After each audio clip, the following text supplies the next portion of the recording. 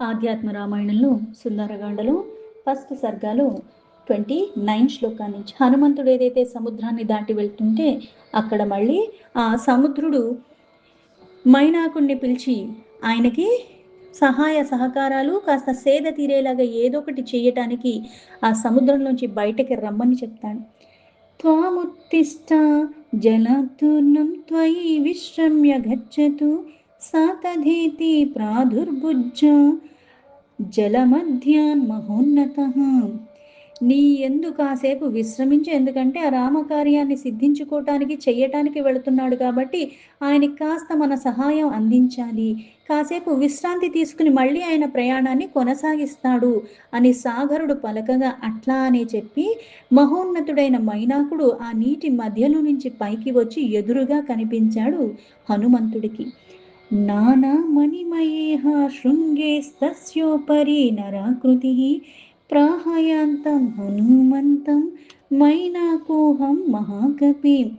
ఎన్నో రకాల మణులుమయంగా ఉన్న ఆ గిరిశిఖరంపై అంటే ఒక మనిషి ఆకృతిని దాల్చి నిలిచి ఉన్న మైనాకుడు ఆకాశంలో తనను దాటిపోతున్న హనుమంతుడితో ఇలా అంటున్నాడు. సముద్రేన సమాధిష్టస్ త్వద్విశ్రామాయ మారుతి ఆగచ్చామృత కల్పాని జగ్ద్వా పక్వ ఫలానిమి. ఇక్కడ హనుమంతుడితో చెప్తున్నాడు ఆ మైనాకుడు, ఓ కపివర, నేను మైనాకుడిని. అందుకుని హనుమ, నువ్వు కాసేపు విశ్రాంతి కల్పించటానికే సముద్రుడు నన్ను ఆజ్ఞాపించాడు. అందుకుని కాసేపు వచ్చి ఇక్కడ విశ్రాంతి తీసుకో, అమృతమయమైన ఈ పక్వాలు పళ్ళు ఇవన్నీ ఆరగించు, కాసేపు ఇక్కడ నువ్వు విశ్రమించు అన్నాడు. విశ్రమ్యాత్రాక్షణం పశ్చాత్ గమిష్యసి యథాసుఖం ఏవముక్తోదాతం ప్రాహ హనుమాన్ మారుతాత్మజః. తర్వాత సుఖము విశ్రాంతి కొన్ని తీసుకున్న తర్వాత మళ్ళీ నీ కార్యార్థమై నువ్వు మళ్ళీ వెళ్ళిపోవచ్చు అని హనుమంతుడికి చెప్తున్నాడు మైనాకుడు. గచ్చతో రామ కార్యార్థం భక్షణం మే కథం భవేత్ విశ్రామో వా కథం మే స్యాద్ గంతవ్యం త్వరితం మయా. ఇక్కడ మైనాకుడు చెప్తే, రామ కార్యార్థమై వెళుతున్న నాకు ఫలాలు పళ్ళు విశ్రాంతి ఇవి ఎలా కుదురుతుంది, విశ్రాంతి తీసుకోవటానికి వీలవ్వదు, నేను త్వరగా వెళ్ళి ఆ కార్యాన్ని సఫలం చేసుకోవాలి అని ఆతిథ్యం ఇచ్చిన ఆ మైనాకుణ్ణి గౌరవిస్తున్నట్టుగా ప్రతీకగా ఇత్యుక్త స్పృష్ట శిఖరః కరాగ్రేణ యయౌ కపిః కించిత్ దూరం గతస్యాస్య ఛాయాం ఛాయాగ్రహో గ్రహీతు. తన ఒక్క చేతితో మైనాకుణ్ణి స్పృశించాడు హనుమంతుడు. నాకు నువ్వు ఇవన్నీ కల్పించినట్టే, అంటే నేను స్వీకరించినట్టే అని. కపివరుడైన హనుమంతుడు ఇంకా ముందుకి సాగుతూ వెళ్ళిపోతున్నాడు. కొంచెం దూరం వెళ్ళిపోయిన తర్వాత అతని నీడను కూడా సింహికాను ఛాయ, అది ఇంకా ఘోర రాక్షసి పట్టుకున్నది. సింహికా నామ సాఘోర జలమధ్యే స్థితా సదా ఆకాశగామినాం ఛాయామాక్రమ్య కృష్య భక్షయే. అయితే ఈ మైనాకుణ్ణి దాటుకుని వెళ్ళిపోతూ ఉంటే ఆ ఛాయను గ్రహిస్తున్న ఘోర రాక్షసి ఒక్కసారిగా హనుమంతుడు ఒక ఛాయను పట్టుకుంది. నీటి మధ్యలో ఉండి ఆకాశంలో ఎగిరిపోతున్న హనుమంతుడు ఒక ఛాయను పట్టి గట్టిగా లాగుతున్నది. లాగి తినాలన్న కోరికతో ఉంది. తయా గృహీతో హనుమాశ్చింతయామాస వీర్యవాన్ కేనేదం మే కృతం వేగరోధన విఘ్నకారిణ. వీర్యవంతుడైన హనుమ ఆమెతే పట్టుబడి ఇలా లాగుతూ ఉండగా ఆలోచిస్తున్నాడు, చింతించాడు. ఎవరు నాకిట్లా విఘ్నాలు కల్పిస్తున్నారు? ఇప్పుడు ఏమన్నా సరే విఘ్నం అన్నది ఒకటి వచ్చి మళ్ళీ ఇంకోటి ఎప్పుడో వచ్చిందంటే కాస్త తేరుకుంటాం. మనం కార్యం చేసుకోవాల్సింది చేసుకోవటానికి మనకి వీలవుతుంది, ఒకటి వచ్చి పోయి ఇంకోటి మళ్ళీ రాకుండా ఉంటే. కానీ ఒకటి నుంచి ఇంకొకటి అన్నది కాస్త వ్యవధి బ్రేక్ అన్నది లేకుండా వరుసగా వచ్చి పడుతూ ఉంటే మనకి ఇంకా నిస్పృహగా అనిపిస్తూ ఉంటుంది. అయితే హనుమంతుడు ఇలా పట్టుకుని తన్ని లాగుతున్నది ఎవరు, నాకు ఇట్లా విఘ్నాలు ఎవరు కల్పిస్తున్నారు, అసలు నా వేగాన్ని ఆపేవాళ్ళు ఎవరు అని. దృశ్యతే నైవ కోప్యత్ర విస్మయో మే ప్రజాయతి ఏవం విచింత్య హనుమానధో దృష్టిం ప్రసారయతు. ఇక్కడ ఎవరు కనిపించట్లేదు, నాకు ఆశ్చర్యం కలిగిస్తుంది అని ఒక్కసారిగా ఆలోచించుకున్న హనుమంతుడు ఒక్కసారిగా తన దృష్టిని కిందకి సారించాడు. తత్ర దృష్టా మహాకాయం సింహికాం ఘోరరూపిణీం పపాత సలీలీ తూర్ణం పదభ్యామేవాహనదృశా. అతనికి అక్కడ ఘోర రూపం దాల్చి పెద్ద శరీరంతో ఉన్న సింహిక అన్న రాక్షసి కనిపించింది హనుమంతుడికి. వెంటనే నీటిలో అతి వేగంగా దూకి చాలా రోషంతో ఆమెను పాదాలతో తొక్కి తొక్కి చంపేశాడు. పునర్లుత్య హనుమాన్ దక్షిణాభిముఖోయయో తతో దక్షిణమాసాద్య కులం నానా ఫలధ్రువం. మరలా పైకెగిసి హనుమంతుడు అటువైపుగానే అదే దిశలో చక్కగా వేగంగా మళ్ళీ వెళ్ళిపోతున్నాడు. అంతటా నానా విధములైన ఆ ఫలాలకు సుమాలతో ఎన్నో రకాలుగా పక్షి మృగాలతో నిండిపోయి ఉన్నది. అనేక పుష్పాలతో కలిగి ఉన్న దక్షిణ తీరాన్ని చూశాడు. నానా పక్షి మృగాక్షీర్ణం నానా పుష్పలతామృతం తతో దదర్శ నగరం త్రికూటాచల మూర్ధని పాకారైర్ బహుభిర్యుక్తం పరీకాభిశ్చ సర్వతః ప్రవేక్షామి కథం లంకామితి చింతా పరోభవత్. అంటే అక్కడ అంటే నీకు దూరం నుంచే బాగా మంచిగా వికసించిన పుష్పాలు ఉండి అవి మళ్ళీ సువాసన భరితమైనప్పుడు మనకి వాసన తెలిసిపోతూ ఉంటుంది. అయితే ఈయన ఎగిరేది చాలా ఎత్తు మీదుగా ఎగురుతున్నాడు. దగ్గరికి వెళ్ళే కొద్దీ అక్కడ ఉన్నాయి ఇంకా తెలుస్తూ ఉంటాయి. అందుకని చూసేసరికి ఆ తీరం దగ్గర ఎన్నో రకాల పళ్ళ చెట్లు పూల చెట్లు ఇవన్నీ కూడా కనిపిస్తూ ఉన్నాయి. పైగా ఆ త్రికూటగిరి శిఖరం మీద ఎన్నో ప్రాకారాలతో నిండిపోయి ఉన్నది. అన్ని వైపులా గోడలతో, అలాగే అక్కడ ఎన్నో రకాల కలిగి ఉన్న నగరాన్ని చూశాడు. ఆ లంకా నగరం ఎలా ప్రవేశించాలి అని మళ్ళీ ఆలోచనలో పడిపోయాడు. రాత్రో వీక్షామి సూక్ష్మోహం లంకాం రావణ పాలితాం ఏవం విచింత్య తత్రైవ స్థిత్వా లంకాం జగామసః. రావణాసుడు పరిపాలిస్తున్న ఆ లంకను సూక్ష్మ రూపంలో నేను రాత్రి సమయంలో ప్రవేశిస్తాము అని అనుకున్నాడు. ఈ విధంగా ఆలోచించుకుని అక్కడ ఉన్నాడు. రాత్రి అవుతుంది, ఆ సమయంలో వెంటనే లోపలికి సూక్ష్మ రూపంలో వెళ్ళాలి అని. రాత్రి అవ్వగానే లంకలోకి ప్రవేశించాడు. ధృత్వా సూక్ష్మం వపుర్ద్వారం ప్రవివేశ ప్రతాపవాన్ తత్ర లంకాపురి సాక్షాత్ రాక్షసీ వేషధారిణి. ప్రతాపవంతుడైన ఆంజనేయుడు సూక్ష్మ రూపాన్ని దాల్చి ఆ ద్వారం దగ్గర ప్రవేశిస్తుంటే అక్కడ సాక్షాత్తు రాక్షసి రూపాన్ని ధరించిన లంకని అక్కడ ఉన్నది.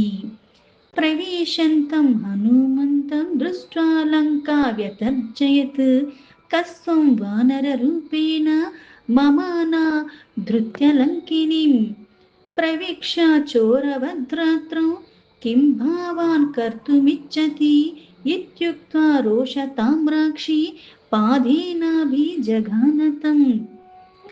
ఇక్కడ హనుమంతుడిని చూసిన ఆ రాక్షసి బెదిరిస్తూ, ఎవరివి నువ్వు, పైగా ఈ వానర రూపాన్ని దాల్చి లంకలోకి ఎందుకు వస్తున్నావు, నువ్వు ఇక్కడ ఇప్పుడు ఎందుకు, ఏ కారణంగా వస్తున్నావు, పైగా నువ్వు దొంగలాగా రాత్రి అందు ఎందుకు ప్రవేశిస్తున్నావు, ఇక్కడ నువ్వు ఏం చెయ్యాలనుకుని నువ్వు వచ్చావు. ఇలా క్రోధంగా ఎర్రగా ఉన్న కళ్ళతో బెదిరిస్తూ భయానికి లోబడేలా చేస్తూ మళ్ళీ ఆమె పాదాలతో హనుమంతుణ్ణి గట్టిగా తన్నింది.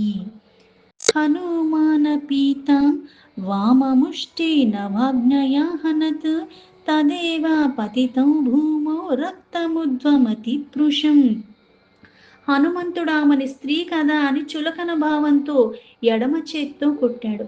ఆ మాత్రానికి ఆమె వెంటనే ఇలా రక్తం కక్కుతూ నేల మీద పడిపోయిందంటే మొత్తం బలాన్ని వినియోగించకుండానే కొట్టినప్పటికీ కూడా అక్కడ ఆవిడలా పడిపోయింది. ఉత్తాయ ప్రాహసాలంక హనుమంతం మహాబలం హనుమన్ గచ్చ భద్రం తేజితాలంక త్వయానఘా. లంకిని తిరిగి లేచి నిలిచి మహాబలుడైన హనుమంతుడితో మళ్ళీ ఇలా చెప్పింది. హనుమ, వెళ్ళు, నీకు మంగళం అగుగాక. పాపరహితుడా, నీ చేత లంక జయించబడినది అని. పురాహం బ్రాహ్మణ ప్రోక్త यश्चाविंशतिपर्यये त्रेतायुगे दाशरథి రామో నారాయణో అవ్యయః. ఎందుకంటే ఇంతకు ముందు ఒకప్పుడు భూభారాన్ని తొలగించటానికి బ్రహ్మదేవుడు అవ్యయుడు అయిన పరమేశ్వరునైన నారాయణ్ణి ప్రార్థించాడు.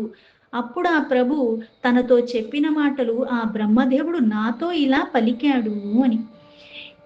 20 చతుర్యుగాలు గడిచిపోయిన తర్వాత త్రేతాయుగంలో నారాయణుడే దశరథ మహారాజు యొక్క పుత్రుడిగా రాముడిగా అవతరించగలడు. జనిష్యతే యోగమాయ సీతా జనక విష్మని భూభార హరణార్థాయ ప్రార్థితోయం మయా క్వచిత్ సభార్యో రాఘవో భ్రాత్ర గమిష్యతి మహావనం తత్ర సీతా మహామాయం రావణో అపహరిష్యతి. యోగమాయ జనకుడొక్క ఇంట జానకిగా సీతాదేవిగా అవతరిస్తుంది. అంతేకాక రాముడు తన భార్య తన సోదరుడితో కలిసి ఈ మహావనమునకి వెళ్తాడు. ఆ మహామాయ అయిన సీతను అక్కడ రావణాసుడు అపహరించగలడు. ఆ తర్వాత రావణాసుడికి సీతను తీసుకువచ్చిన కారణంగా మళ్ళీ రాముడితో యుద్ధము. ఈ రాముడు యుద్ధానికి మళ్ళీ రాముడికి సుగ్రీవుడికి కూడా స్నేహం ఏర్పడుతుంది అని.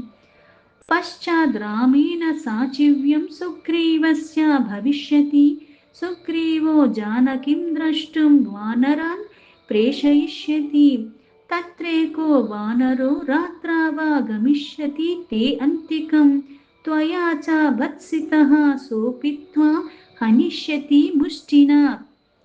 అయితే ఇదంతా వృత్తాంతాన్ని చెప్పి ఎప్పుడైతే సుగ్రీవుడు సీతాదేవిని వెతకడానికి వానరుల్ని పంపుతాడో అంతటా వారిలో ఒక్కడు నువ్వు ఉన్న చోటికి రాత్రి యందు రాగలడు. నీ చేత అతడు బెదిరింపబడిన తర్వాత నీ మీద ముష్టి ప్రహారం చేస్తాడు. అతను కొట్టగానే నీకు బాధ నీకు కలుగుతుంది అని. తేనాహతా త్వం వ్యతీత భవిష్యసి యథా నహి తదేవ రావణస్యాంతో భవిష్యతి న సంశయః. అంటే ఒక్క దెబ్బ కొట్టగానే నీకు బాధ కలుగుతుందని ఇక్కడ తీసుకొచ్చింది ఆ యోగమాయ అయిన సీత అని. ఇవన్నీ చెప్పాడు. ఈ బాధను పొందిన తర్వాత ఓ పాపరహితురాలా అప్పుడే రావణాసుడొక్క వినాశనాన్ని అని నువ్వు గుర్తించు. అంటే అనుమానం ఏమీ లేకుండా ఆ క్షణం నుంచి ఇంకా పతనం వైపుగా వెళ్తాడు రావణాసుడు అని. తస్మాత్ త్వయా జితాలంక జితం సర్వం త్వయా నఘ రావణంతః పురవరే క్రీడా కాననముత్తమం. ఇలా చెప్పాడు. అందుకే ఓ హనుమ, అందువల్లనే నీతో ఈ లంక జయింపబడినది. అంతేనా? సర్వము జయించబడినట్టే శ్రేష్టమైన రావణాసుడి అంతఃపురంలో ఉత్తమమగు క్రీడా వనములో మధ్యలో ఒక దివ్య వృక్షం ఉన్నది. ఆ అశోక వనములో అని అవి కూడా చెప్పింది. తన్मध्ये అశోకవనిక దివ్యపాదప సంకుల అస్తి తస్య మహావృక్షః శింశపా నామ మధ్యగః. అయితే ఈ మహావనం ఏదైతే అశోకవనం ఉందో అందులో శింశుప అన్న వృక్షం ఒకటి ఉంటుంది. ఆ వనానికి మధ్యలో ఉంటుంది. తత్రాస్తే జానకి ఘోర రాక్షసిభిః సురక్షిత దృష్టేవ గచ్చ త్వరితం రాఘవాయ నివేదయ. సీతాదేవి అక్కడ ఉంటుంది అని అంటే ఆవిడ ఉన్న చోట మళ్ళీ ఘోర రూపాలు కలిగిన రాక్షస స్త్రీలు ఆవిడ చుట్టూ ఆవిడకి రక్షణగా ఉన్నారు. ఆమెను చూసి వేగంగా మళ్ళీ రాముడికి ఆ వార్తను తెలియజేయి అని చెప్పింది.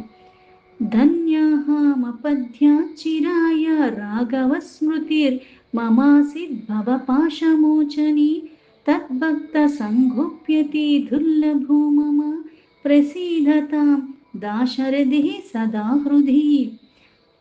నేను ధన్యురాలనైపోయాను. చిరకాలానికి నాకు ఈనాడు అంటే ఎప్పటి నుంచో రావాల్సింది అన్నీ కూడా ఏవైతే ఈ భవబంధనాల్లో చిక్కుకుపడిపోయి పాశాలలో అన్నీ ఉన్నానో ఈ రోజు నాకు అవన్నిటి నుంచి, సంసార పాశం నుంచి నాకు ముక్తి కలిగింది. ఆ శ్రీరాముడిని స్మృతించినంత మాత్రం చేత, అంటే అంత దుర్లభమైనది కూడా అతని భక్తులకి ఆయన సాంగత్యం వల్ల కూడా లభించనిది నా హృదయమందు ఆయన ఎప్పుడూ ఉండాలని అనుగ్రహించి నిలిచి ఉండుగాక. అంటే నాకు ఏవైతే మనకి మరణానంతరం అది చివరి జన్మ కాదు కాబట్టి మళ్ళీ మళ్ళీ జన్మలొస్తూ ఉంటాయి. కాకపోతే ఆయన ఎప్పుడూ ఆ హృదయంలోనే ఉండేలాగా, భక్తి అంత అనన్యంగా ఉండేలాగా, అంటే పరమాత్మ భక్తి అనన్యంగా ఉండటం, పరమాత్మ సాన్నిధ్యంలో ఉన్నవాళ్ళకి కూడా లభించలేనిది నాకు లభించింది. ఆయన నన్ను అనుగ్రహించాడు. అందుకని ఈ భక్తి ఎప్పుడూ నా హృదయంలో ఉండుగాక అని. ఉల్లంఘితేబ్ధౌ పవనాత్మజేన దరాసుతాయాశ్చ దశాననస్య పుష్పోరా వామాక్షి భుజశ్చ తీవ్రం రామస్య దక్షాంగమతీంద్రియస్య. పవనసూతుడైన హనుమంతుడు సముద్రాన్ని దాటి ఇలా భూపుత్రిక అయిన సీతాదేవికి శుభసూచకంగా అవును. అలాగే దశవను అంటే ఏదైతే 10 తలకాయలు కలిగిన ఆ రావణాసుడికి ఇంకా ఇప్పటి నుంచి అశుభాలే అవుతాయి. ఎందుకంటే నా ఎడమ కన్ను, ఎడమ భుజము తీవ్రంగా అదిరాయి. అలాగే అతీంద్రియుడగు ఆ రాముడికి కూడా శుభసూచకంగా దేహం అందలి కుడి భాగం కూడా అధికంగా అదురుతుంది అని. దీంతో ఆధ్యాత్మ రామాయణంలో సుందరకాండలో ఫస్ట్ సరిగా సంపూర్ణం.